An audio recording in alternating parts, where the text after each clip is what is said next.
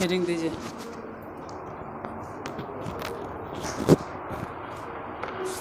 Modulus of a complex number. Modulus argument and polar form. Hindi में बोले तो मापांक, कोणांक और ध्रुवीय रूप। Modulus of a complex number. मापांक, सम्मिश्र संख्या का मापांक निकालें, फिर कोणांक निकालें और फिर उसका ध्रुवीय रूप बताएं।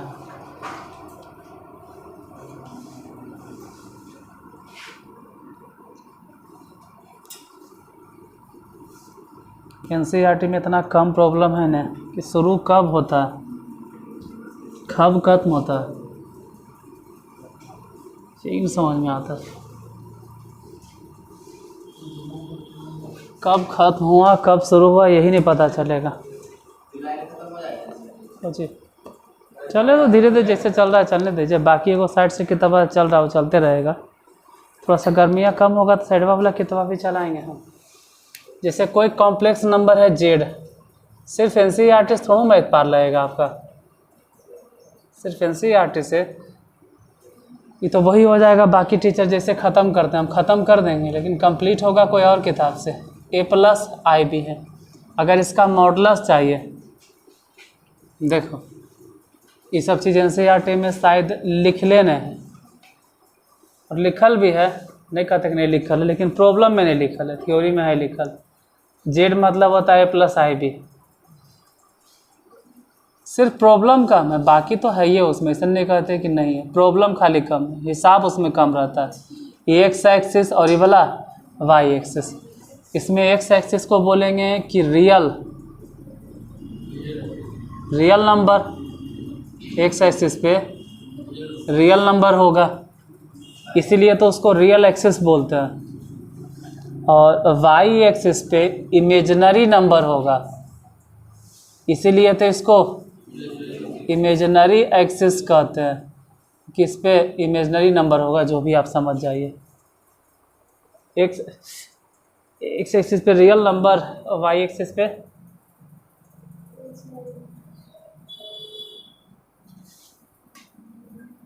Imaginary number. इसका मतलब है कि एक्स अक्ष पर कहीं या तो यहाँ या तो यहाँ या तो यहाँ कहीं होगा, कहीं होगा। एक्स अक्ष पे कोई बिंदु होगा जिसका नियामक कितना होगा,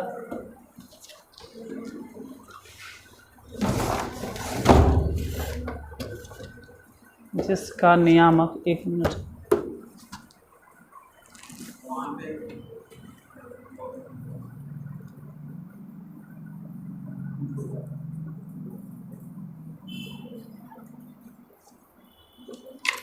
ब्लैक मार्कर, काला वाला मार्कर, काला मार्कर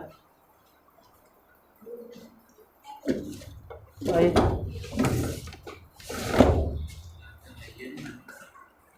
होगा कहीं गिर गया होगा, ध्यान नहीं, उससे ठीक दिखाई देता है, इससे छोड़ो, इधर से काम चला हुआ, इसी से। एक्स एक्सिस पे कोई बिंदु होगा जिसका नियामक कितना, ए, और वाई एक्सिस पे तो कहीं मान लेते हैं ना कि यहाँ पे होगा बी। जैसे ए बी नहीं बोलेंगे, जैसे कह सकते हैं कि 1 2 3, हो सकता है 3 रहे और 1 2 3 4 5 रहे। तो यहाँ पर अगर हम पहुँचेंगे, इस बिंदु पे पहुँचेंगे, तो यहाँ कह सकते हैं कि एक्स नियामक 3 और वाई नियामक कितना 5।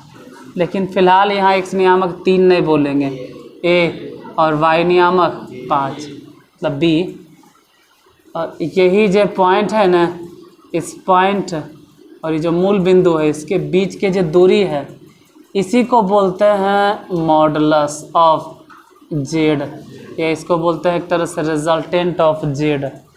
अभी बीच की दूरी कैसे निकालेंगे वो 10वें में सिखावल है, 10th में सिखावल जाता है कि मान लो ओ है, कि मान लो पी है, तो ओ पी के दूरी आज न 10वें में सिखा देवल गया कि अंडर रूट, सीधा सीधी दो बिंदु भी अगर आप उठाते हैं, दो बिंदुओं के बीच की दूरी, तो 10th में याद होगा कि x1 माइनस x2 के whole square, y2 minus y1 के। अरे तो वैसे भी समझें तो a माइनस 0 के होल स्क्वायर, क्योंकि मॉडुलस के मतलब ये होता है कि मूल बिंदु से और वो जो भी बिंदु है उसके बीच की दूरी बताए। तो a माइनस 0 अब b माइनस 0 के होल स्क्वायर, तो डायरेक्ट हो गया OP बराबर under root a square plus b square.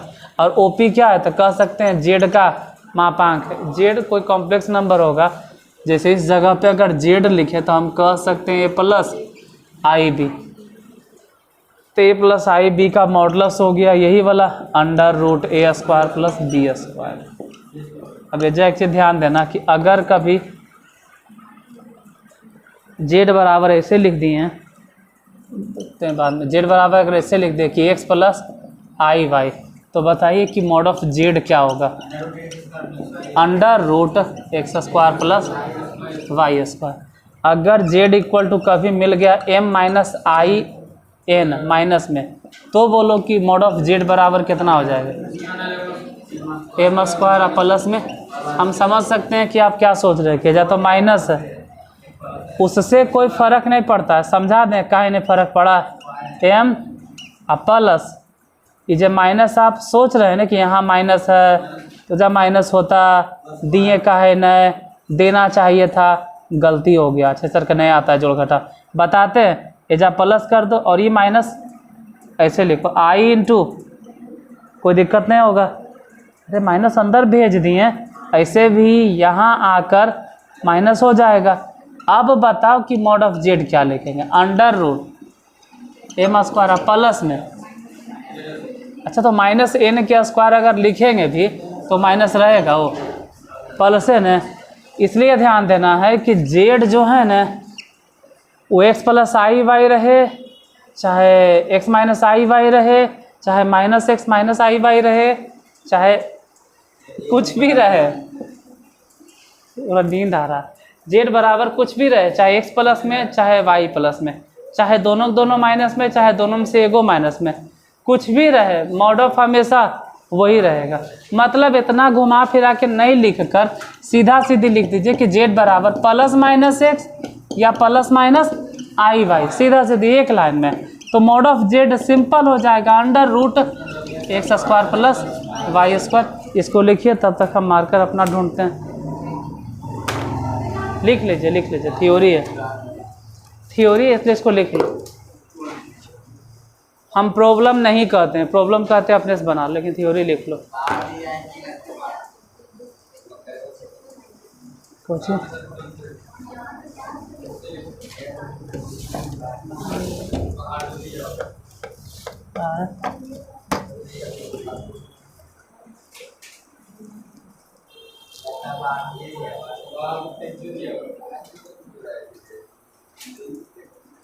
अरे नहीं, आज ही लिखे हैं, आज ही नहीं लिख रहे थे हम, ब्लैक से आज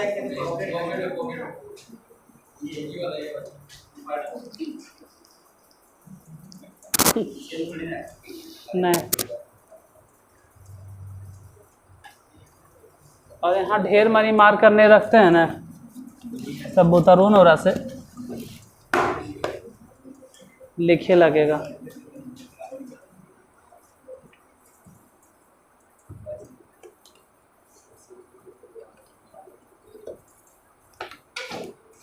कॉम्प्लेक्स नंबर अगर ढेर पढ़ना है तो केसी सिन्हा बना लीजिए, और भी किताब है लेकिन अभी नाम नहीं बताएंगे यूट्यूब पे उसका। हम केसी सिन्हा पढ़ा दिए हैं, उसका कॉपीराइट इशू हमको नहीं मिलता है, तो चलो भाई नाम बोल देते हैं।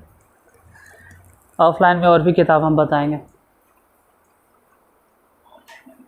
नहीं, अब जैसे इतना बता दिए, अब मान लो अगर एनसीईआरटी उठाते हैं, एनसीईआरटी उठाएं और कहें कि मॉडुलस बताइए, एक क्वेश्चन देते हैं।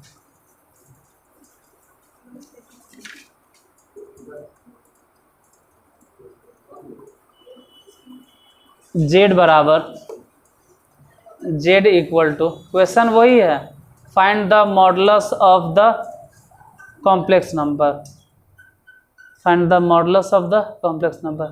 अब कुछ नहीं लिख पाते हैं, कोई बात नहीं, याद सिर्फ ही रखना कि हाँ भाई जेड बराबर क्या होगा, under root x square plus x क्या है रियल पार्ट, वाई क्या है, और वो सब समय के साथ धीरे धीरे सीख जाइएगा। जैसे हम बोल रहे हैं कि इफ़ मतलब पहला नंबर में जेड बराबर -1 माइनस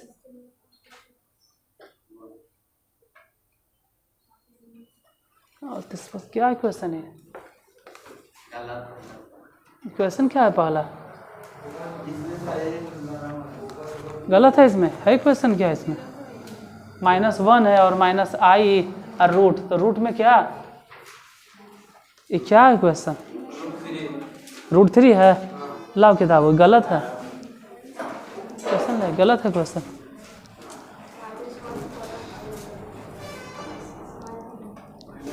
देखो ऐसा सब हरकत करता है ना, अंदर हेल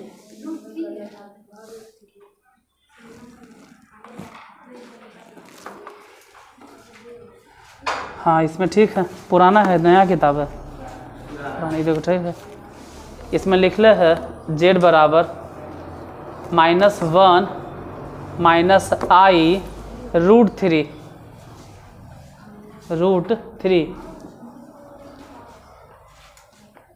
बताइए मॉड ऑफ कितना होगा। हाँ डायरेक्टेड तो बोलना है, डायरेक्टेड तो बोलना है, जिसको डायरेक्ट नहीं बोलना है कैसे से ना किताब खरीदिए। और कई क्लास है 33 क्लास कॉम्प्लेक्स नंबर जाके देख लीजिए, कॉम्प्लेक्स नंबर के मामले में अच्छा खासा जानकारी मिल जाएगा, उसमें बहुत कुछ बता बोला। यहाँ हम सिर्फ थ्योरी बता सकते हैं, प्रॉब्लम जितना है उतने बताएंगे एनसीईआरटी में। जैसे फर्स्ट नंबर में है जेड बराबर -1 माइनस आई √3। अब कह रहे हैं कि इसका मॉडुलस बताइए। एक्सरसाइज क्या है ध्यान देना, 5.2 मॉडुलस बता। जेड मतलब जितना भी दिखाई दे रहा है, जेड को क्या कहते हैं, रियल नंबर की इमेजिनरी नंबर, ना तो रियल नंबर ना ही इमेजिनरी नंबर। ये कौन से नंबर है, कॉम्प्लेक्स नंबर है। इसका मॉड ऑफ मतलब mod of Z, mod of Z के मतलब हो गया अंडर रूट, इसका स्क्वायर कितना होगा, सिर्फ 1।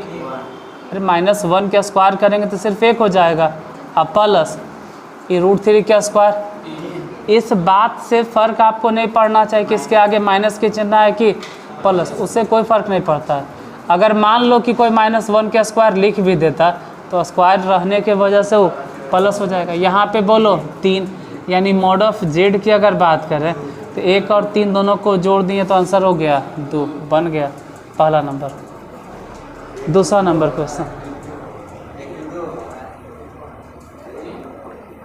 क्वेश्चन नंबर दूसरा,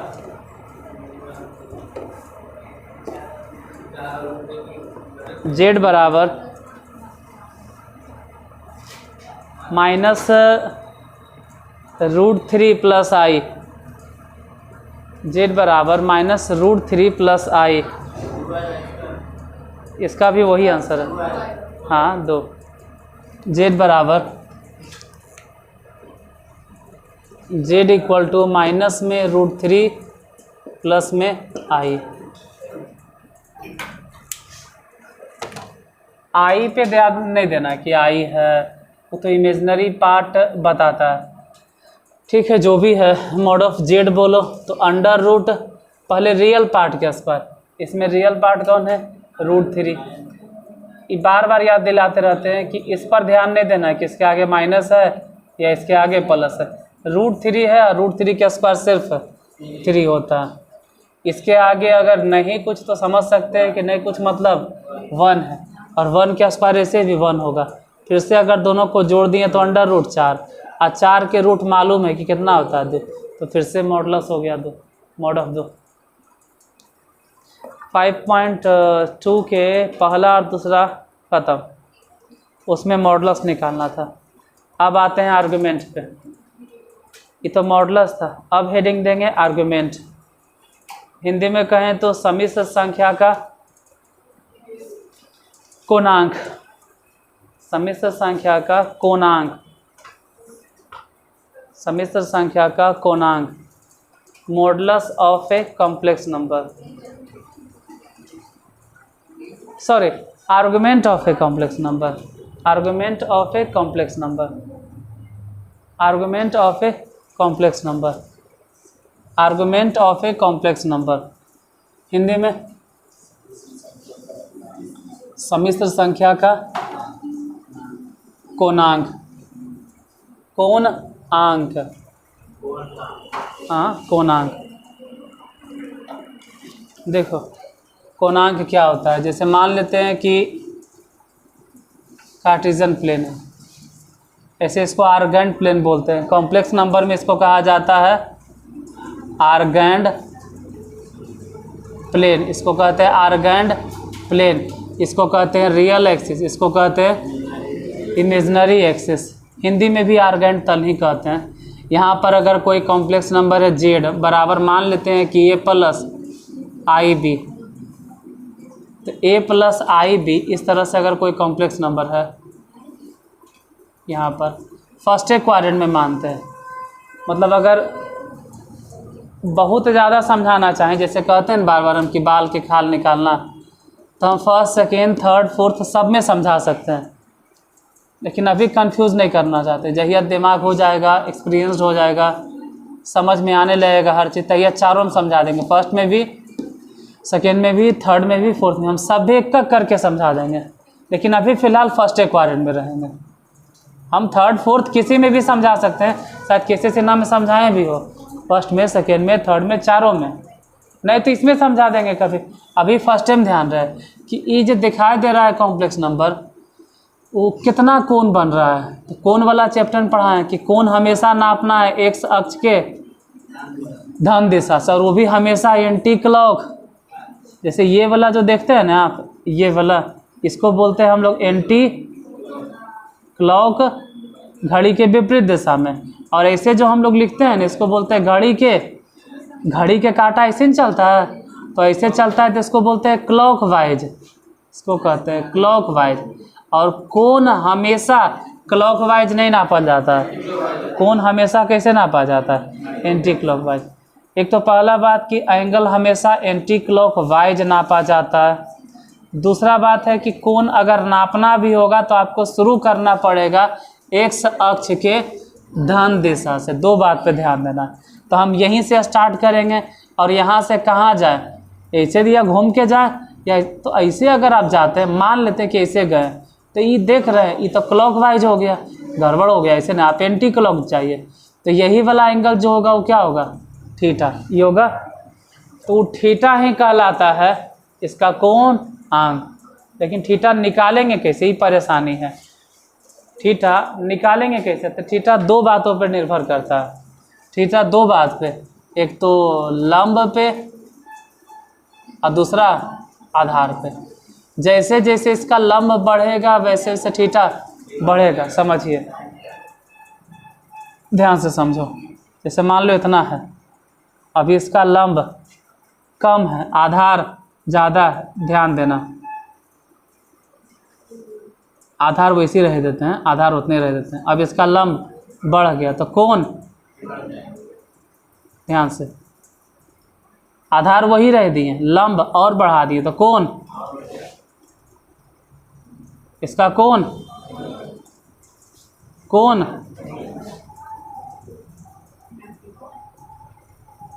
लगभग आते आते ऐसा हो जाएगा कि कोण बढ़ते बढ़ते कितना हो जाएगा। यानी अगर आप आधार को फिक्स कैले हैं, आधार को अगर आप फिक्स कैले हैं, तो ये कोण जो है ना, वो सीधा सीधे डिपेंड करता है किस पर, लंब पर। यानी जैसे जैसे लंब बढ़ता है वैसे वैसे उसका एंगल भी बढ़ता है, या बोलो एंगल वैसे वैसे बढ़ता है जैसे जैसे लंब बढ़ता है। अच्छा, इसका उल्टा एक चीज़ और समझते हैं, ठीक है, इसका उल्टा समझते हैं।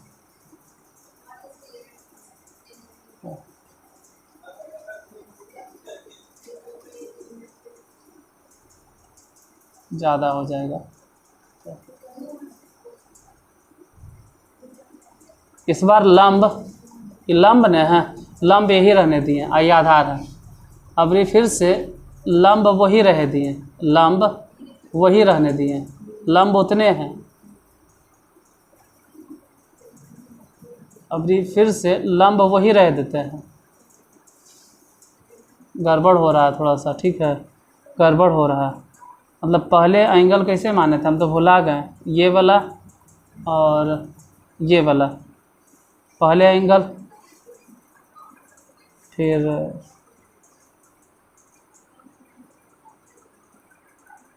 आधार को अगर कम करें, आधार अगर कम करें, इस बार आधार एजे मान लेते हैं, आधार यही मान लेते हैं, उतने ही लंबाई पे आधार अगर यहाँ मान लें, या समझो ना भाई कि आधार बढ़ गया, हटाओ उतना कंफ्यूज का है, आधार और बढ़ा दिए, आधार इतना बड़ा कर दिए और लंब इतने रह देते हैं। बोलो इसको मिलाओ, आधार और बढ़ा दिए, लंब उतने रह दिए,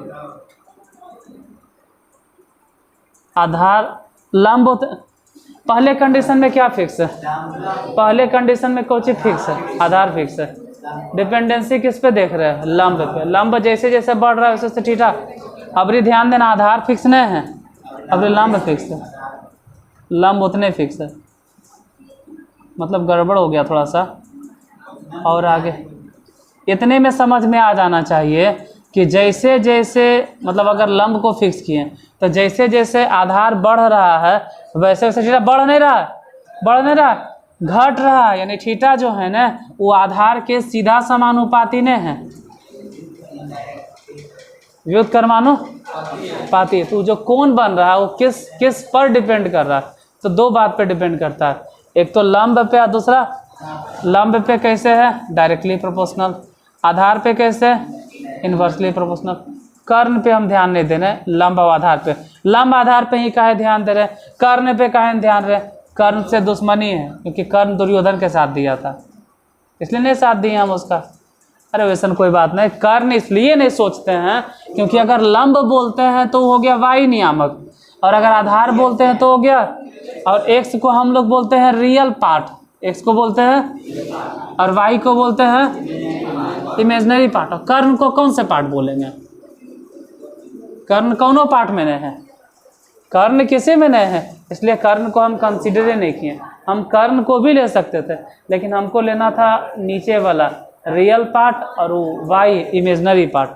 कॉम्प्लेक्स नंबर में दो ये चीज़ नहीं होता है, क्या होता है, एक्स प्लस, एक्स को क्या बोलते हैं और वाई को क्या बोलते हैं, तो आपको तो दो ही नंबर दिया जाएगा, एक तो रियल पार्ट और एगो रियल पार्ट एक्स एक्सिस पे, इमेजनरी पार्ट वाई एक्सिस पे, और वही दोनों कंसीडर करना। तो थीटा के डिपेंडेंसी देखे कि लंब के डायरेक्टली प्रोपोर्शनल, मतलब इतना काहेल खींच रहे हैं सर, सीधे सीधे बोली ना कि जो लंब लंब बोल रहे हैं ना वो क्या है, वाई, और जो आधार आधार बोल रहे हैं ना वो क्या है, एक्स है। यानी हमको ये समझ में आ गया कि थीटा वाई के डायरेक्टली प्रोपोर्शनल और आधार के मतलब एक्स के इन्वर्सली प्रोपोर्शनल।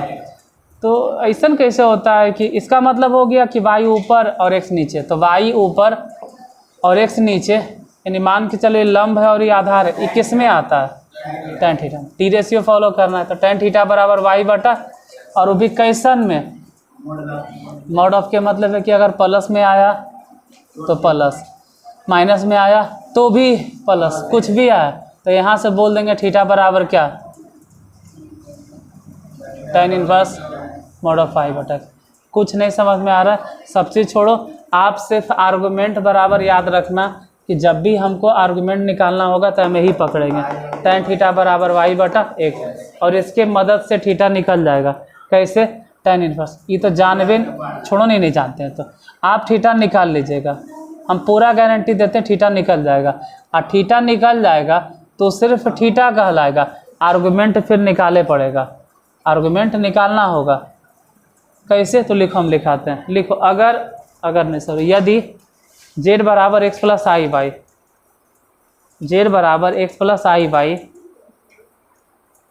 जेड बराबर एक्स प्लस आई वाई, जेड बराबर एक्स प्लस आई वाई, तो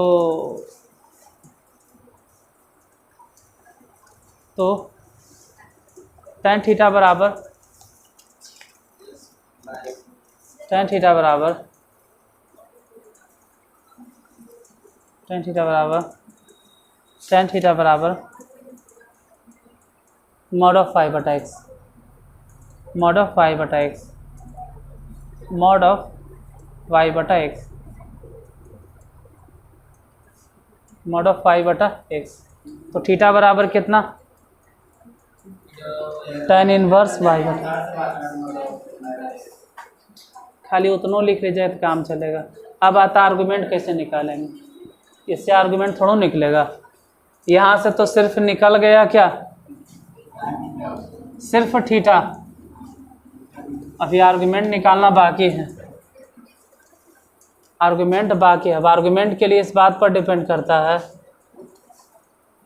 देखो यहाँ पे बोलते हैं कि 90 डिग्री है और ये वाला बोलते हैं 270 डिग्री है। ये दोनों के दोनों इमेजनरी एक्सिस पे है, इसलिए इमेजनरी एक्सिस हम कभी भी नहीं बोलेंगे, और ख़ास करके कॉम्प्लेक्स नंबर में हम हमेशा पकड़ के चलेंगे कौन से एक्सिस, रियल एक्सिस। वहाँ पाई और यहाँ पे घुमा फिरा के मान लो कि कोई कॉम्प्लेक्स नंबर इस तरह से है, x प्लस मान लेते हैं किस तरह से है, तो इसका जो आर्गुमेंट होगा, argument of a complex number, वो डायरेक्ट हो जाएगा थीटा, डायरेक्ट थीटा। जो भी आप निकालिएगा वो बताएंगे, अभी तो खाली थ्योरी बता रहे हैं, ये तो सिर्फ थ्योरी वाला है, जब प्रॉब्लम बताएंगे तब कि कैसे। लेकिन अगर कोई कॉम्प्लेक्स नंबर सपोज दैट इस तरह से रहे कि माइनस में एक्स और प्लस में आई वाई, मतलब एक्स कैसन में माइनस में और वाई कैसन में, मान लो उदाहरण के तौर पे एगो बताइए देते हैं, जैसे z बराबर हम आपको दे दिए -1 और -1 और प्लस आई डायरेक्ट एकदम, तो बोलो इसमें tan थीटा बराबर क्या लिखिएगा, कम से कम वहाँ एक बार देख तो लो कि मॉड ऑफ क्या है, एक बार कम से कम देख लीजिए कि मॉड ऑफ वाई बटा एक्स, मॉड ऑफ वाई माने एक्स, एक है ना, और ये भी माइनस है। हालांकि हम बोले हैं कि मॉड ऑफ में कभी भी माइनसों वाला नंबर आपको दिखाई दे ना तो मत बोलना माइनस, उसको प्लस बोला जाता है। तो थीटा बराबर बोलो π/4, तो ये तो सिर्फ थीटा निकला, यही आर्गुमेंट है। नहीं आर्गुमेंट ही थोड़ा है, आर्गुमेंट तो ये होगा, क्या होगा आर्गुमेंट, देखो ना वहाँ क्या होगा आर्गुमेंट, यहाँ देखिए, अगर कभी ऐसा सिचुएशन आ गया कि कॉम्प्लेक्स नंबर उसमें पड़ रहा है, किसमें, सेकेंड मतलब समझते हैं कि x माइनस और y, तो वैसे सिचुएशन में जो आर्गुमेंट होगा वो हो जाएगा पाई माइनस थीटा, मतलब ये जो थीटा निकल गया है ना, ये आंसर नहीं है। अगर आर्गुमेंट की बात करोगे तो हो जाएगा π/4। थीटा मतलब यही नहीं जा पर है, अरे थीटा के मतलब क्या है कि जो भी थीटा आप निकाले होंगे, कितना निकला तो घटाकर बताइए कितना हो गया। और जरा गौर से देखो कि क्या इसका मान 180 से बड़ा है या छोटा है, 180 से छोटा है ना। अगर 180 से छोटा है इसका मतलब है आर्गुमेंट z यही है, और आर्गुमेंट z ही ना, principal value of argument z भी यही है, सब चीज़ यही है, सर्वे सर्वा सब यही है। प्रिंसिपल वैल्यू क्या होता है बताएंगे, अभी तो फिलहाल हम फोकस कर रहे थे सिर्फ आर्गुमेंट पे। अच्छा एक मिनट, मान लो इसी क्वेश्चन में समझ लीजिए कि अगर ये भी प्लस होता, ये भी प्लस होता, तो थीटा बराबर कितना आता π/4, और आर्गुमेंट भी कितना हो जाता है, अरे नहीं बोले हैं कि जो थीटा निकला है ना वही, अब प्रिंसिपल वैल्यू भी सब वही हो जाता, लेकिन कब, जब जेड किस में रहता, फर्स्ट क्वाड्रेंट में। यहाँ जेड किस क्वाड्रेंट में, एक मिनट, अगर हमें जहाँ माइनस कर दे तब थर्ड में, और थर्ड में होने पे आर्गुमेंट जेड, थर्ड मतलब समझ रहे हैं कि एक्स भी माइनस और वाई भी, और वैसे सिचुएशन में जो आर्गुमेंट जेड निकलेगा वो पाई प्लस, मतलब यहाँ पर गौर से देखोगे तो पाई और माइनस नहीं देना होगा, पाई प्लस, और जैसे ही पाई प्लस थीटा देंगे ना तो आर्गुमेंट तो ठीक, प्रिंसिपल गड़बड़ा जाएगा, क्योंकि प्रिंसिपल आर्गुमेंट का हम बोलेंगे नहीं बोलिए देंगे, जो प्रिंसिपल वैल्यू होता है, देखो अभी कम समझ में आ रहा है, जब प्रॉब्लम बताएंगे तो ज़्यादा समझ में आएगा। Principal value of argument z ये हमेशा लाई करता है, थीटा नहीं लिखो, थीटा में गड़बड़ हो जाएगा, अल्फ़ा लिखिए, ये हमेशा लाई करता है, -π से बड़ा होना चाहिए लेकिन पाई से छोटा, मतलब 180 के बीच में, चाहे वो प्लस वाला 180 हो चाहे तो, लेकिन इसके बीच में होना चाहिए। यहाँ अगर आप ध्यान से देखिएगा तो हम बोल रहे हैं ना कि थर्ड क्वाड्रेंट में क्या होगा, देखो तो पाई माने 100, अब प्लस में 180 में कुछ भी जोड़ेंगे, 180 में कुछ भी जोड़ेंगे, जोड़वेन करेंगे, अगर कुछ भी जोड़ेंगे तो उसका मान, तो फिर क्या करेंगे, तो उसके लिए कंडीशंस होता है। क्या कंडीशंस है वो बाद में, वो कल ही बतावल जाएगा। या फिर चलो भाई लिख देते हैं कि अगर मान लेते हैं कि अल्फ़ा का मान 180 से बड़ा हो गया, मान लेते हैं कि 180 से बड़ा आ गया, तब सर यहाँ दिखाई देगा, लिखें, देखो देख लो दिखाई देता है। अगर अल्फ़ा का मान -180 से छोटा हो गया, इसमें समझो बड़ा कौन है, ऊपर वाला में बड़ा कौन है अल्फ़ा, और नीचे वाला में बड़ा कौन है माइनस। तो अगर आपको लगे कि अल्फ़ा 180 से भी बड़ा हो गया, तो तू 180 से भी बड़ा हो गया है ना, 180 से भी बड़ा हो गया है, तो हम 180 के बावजी के लाते हैं और उसको घटा देते हैं, अल्फ़ा माइनस 2 पाई, डायरेक्ट एकदम यही आंसर हो जाएगा प्रिंसिपल वैल्यू। ये क्या हुआ अल्फ़ा कि -180 से भी तू छोटा हो गया है, हम 180 के भी बावजी लाते हैं और उसको जोड़ देंगे, ये हो गया प्रिंसिपल वैल्यू। हम समझ सकते हैं कि अभी समझ में नहीं आ रहा होगा, कोई बात नहीं। यहाँ देखिए जहाँ पे हैं, बोलो अगर ऐसा सिचुएशन आ गया कि फोर्थ में, तो कम्प्लेक्स कैसे पता चलेगा, तो ऐसा में x होता है प्लस, लेकिन y होता है, x प्लस से नहीं रहेगा, y कैसन होगा माइनस, और ऐसा सिचुएशन में आर्गुमेंट z बतलाइए, हाँ 2 पाई माइनस थीटा, क्योंकि आपको जब भी पकड़ना है ना तो या तो पाई या तो 2 पाई, गलती से ही मत बोल लेना 3 पाई बाई 2 प्लस, ऐसा नहीं होता है। तो ई आर्गुमेंट z है, ई भी आर्गुमेंट z है, ई भी ई किस क्वाड्रेंट में है, फर्स्ट में, ई सर्वे सर्वा है, हिंदी में लिख देते हैं, यही सर्वे सर्वा है। Argument z, principal argument z, सब यही है, लेकिन ये जाके जल्दी सोचना है, ये जाके सोचना है, इसमें सोचना है। तो ये सिर्फ निकला क्या, आर्गुमेंट z। अगर ये निकल जाता है तो फिर ही देखना है कि जो आर्गुमेंट z निकला कहीं 180 से बड़ा तो नहीं है, अगर बड़ा है तो 2 पाई घटाइए, और अगर -180 से भी छोटा, -180 से भी छोटा, तो फिर उसमें 2 पाई जोड़िए, यही होता है प्रिंसिपल। आज यहीं तक, आज सिर्फ थ्योरी बताएं, बाकी प्रॉब्लम कल हम आपको बताएंगे, ये सिर्फ थ्योरी।